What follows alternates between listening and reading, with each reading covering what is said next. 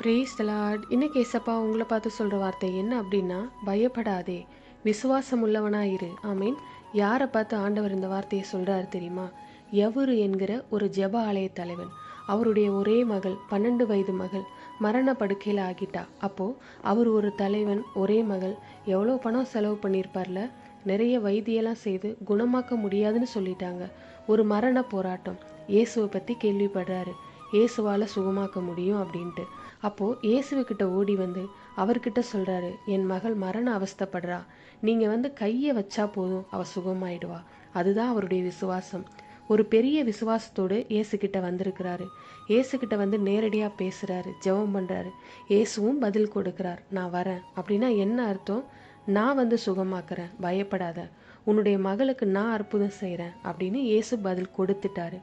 எவிர் இயேசுவை அவசர அவசரமாக கூட்டிகிட்டு போகிறாரு.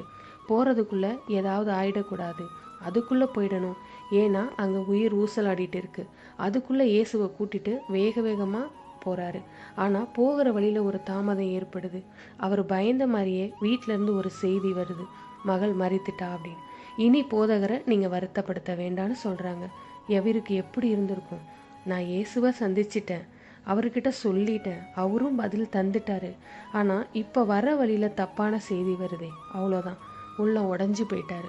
உடனே இயேசு எவீருவை பார்த்து சொல்கிறாரு, பயப்படாத, நீ விசுவாசம் உள்ளவனாயிரு. அதுக்கு என்ன அர்த்தம் தெரியுமா? உன் விசுவாசத்தை நீ விட்டுறாத.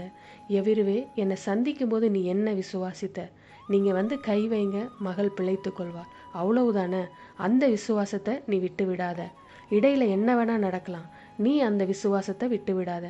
இன்னைக்கு உங்களை பார்த்து சொல்கிறாரு, நான் ஜெபிக்க ஆரம்பிக்கும்போது இப்படி இருந்தது, நான் ஜெபிக்க ஜெபிக்க ரொம்ப மோசமாக போகுது, ஜெபிக்க ஜெபிக்க என்னுடைய நிலைமை இன்னும் பரிதாபமாக போகுது, இன்னும் மோசமான நிலைமைக்கு தான் போகுது, ஒரு மாற்றத்தையும் பார்க்க முடியல, ஒரு நன்மையை பார்க்க முடியல, ஆப்போசிட்டில் தான் போகுது அப்படின்னு நினைக்கிறீங்களா?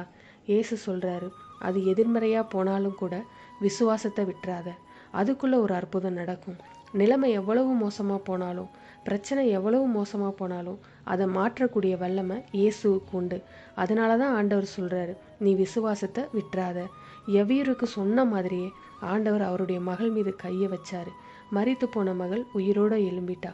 இயேசு எவீரோட விசுவாசத்தை கனப்படுத்தினார். உங்கள் விசுவாசத்தையும் அவர் கனப்படுத்துவார். அவரை சந்திச்சிட்டீங்க, அவர்கிட்ட சொல்லிட்டீங்க, ஜெபிச்சிட்டீங்க, அவரும் பதில் கொடுத்துட்டார்ல, அதை மட்டும் விசுவாசிங்க. அவர் தான் சொல்கிறார், பயப்படாத, விசுவாசம் உள்ளவனாயிரு, விசுவாசத்தை விட்டுறாதுன்னு சொல்கிறாரு.